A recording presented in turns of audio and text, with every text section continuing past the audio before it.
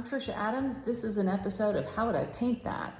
This one is Winter Vines. It's a painting sent to me by one of my students in my online course called paintwithtrisha.com.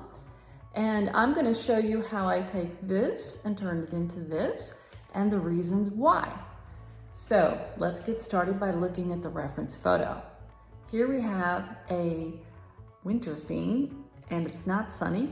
These are always the most troublesome when there's no light on the reference, because light is what we use to make form and to have the dynamism of color of the light, color of the shadow. Without light, things are soft-edged and more flat, so we don't have the distance in the landscape either. So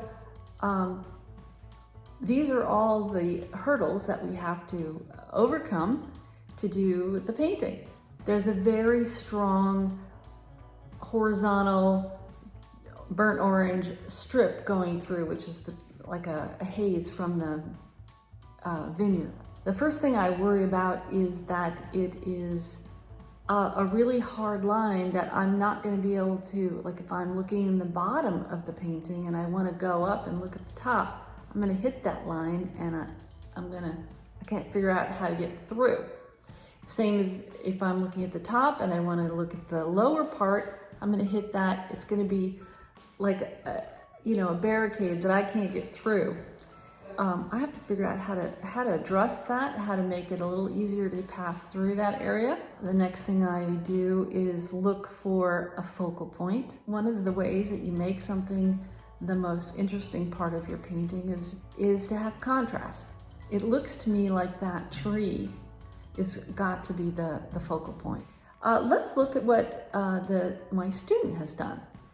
So here she has chosen the tree as the focal point. So that was good. And she's used the intricacies of the fields and roads and such on the background as a device to bring your eye to the tree. So that's good too. So she's made some good decisions. So she's emphasized the blue of the mountains and she's emphasized the orange of the vines. And that's her color scheme. So we're gonna stay with that. Let's talk about the changes I made to the painting. Well, I kept the focal point as the tree, but I made that burnt orange strip dark like it was in the reference photo. And that is because it allows me and my eye to go into the tree from the field. It gives me a little better flow to the focal point. And then I noticed in the reference photo, there was a road that ran along right by that tree, and there was snow on it.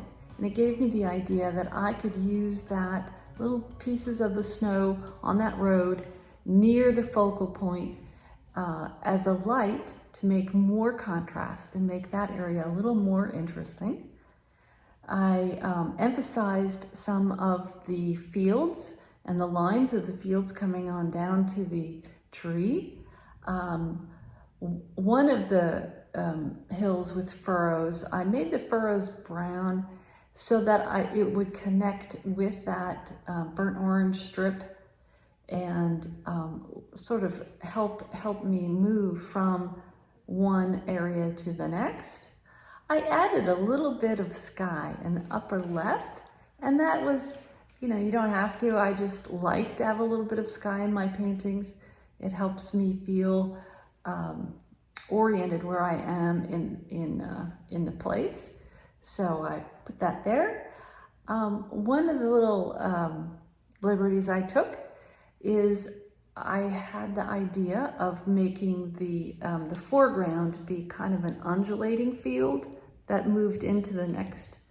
And the way I did that, indicated that because I'm not doing it with color like I would maybe normally do. I did that by just where the base of that row of vines, where they're coming down, instead of being a straight line, it's more like an arc. So I think that's it. I hope you liked this video and will tell me so by giving me a little like. Happy painting.